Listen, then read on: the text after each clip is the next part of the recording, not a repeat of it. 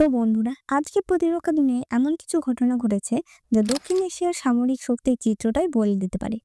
চলুন জেনে নিই 14ই আগস্ট 2025 সবচেয়ে গুরুত্বপূর্ণ আপডেট। প্রথম খবর, ভারতীয় বিমান বাহিনী এবার 114টি রাফালি যুদ্ধবিমান সরাসরি ফ্রান্স থেকে কিনতে চাইছে। এমআরএফ এর টেন্ডার বাদ দিয়ে এই গভর্নমেন্ট টু গভর্নমেন্ট চুক্তি হলে সময় ও খরচ দুই বাঁচবে। বিশেষজ্ঞরা বলছেন, মে মাসে ভারত পাকিস্তান সংঘর্ষ এবং অপারেশন সিন্দুরের অভিজ্ঞতার পর ভারত এখন তার আকাশ শক্তিকে আরও আধুনিক করতে চাইছে।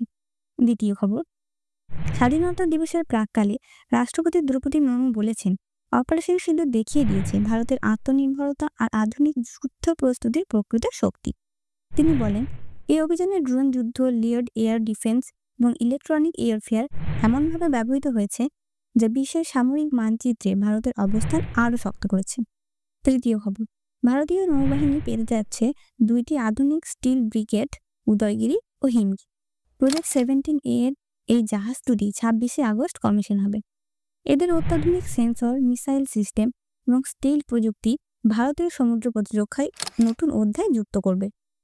চতুর্থ খবর, অপারেশন সিন্দুরে অসামান্য সাহসিকতার জন্য ভারতীয় বিমান বাহিনীর 9 জন পাইলট পেয়েছেন বীর চক্র, আর বিএসএফ এর 16 জন সদস্য পেয়েছেন গ্যালান্ট্রি মেডেল।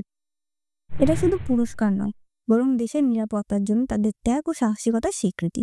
পঞ্চম খবর, পাকিস্তান তৈরি করছে নতুন আর্মি রকেট ফোর্স।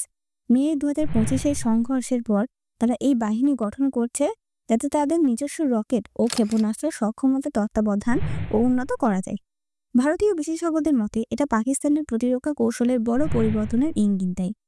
সব মিলিয়ে আজকের আপডেট স্পষ্টভাবে দেখিয়ে দিচ্ছে ভারত দ্রুত আধুনিক প্রতিরক্ষা প্রযুক্তি ও কৌশলের দিকে এগিয়ে যাচ্ছে, আর পাকিস্তানও পাল্টা প্রশস্তি নিচ্ছে। আগামী দিনে এই প্রতিযোগিতা দক্ষিণ এশিয়ার নিরাপত্তা পরিস্থিতিকে আরও জটিল করে তুলতে পারে।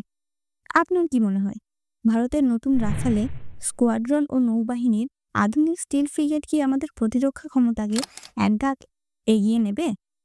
মন্তব্যে জানান। আর এমন আরও প্রতিরক্ষা ও আন্তর্জাতিক খবর পেতে চ্যানেলটি সাবস্ক্রাইব করুন। জয় হিন্দ।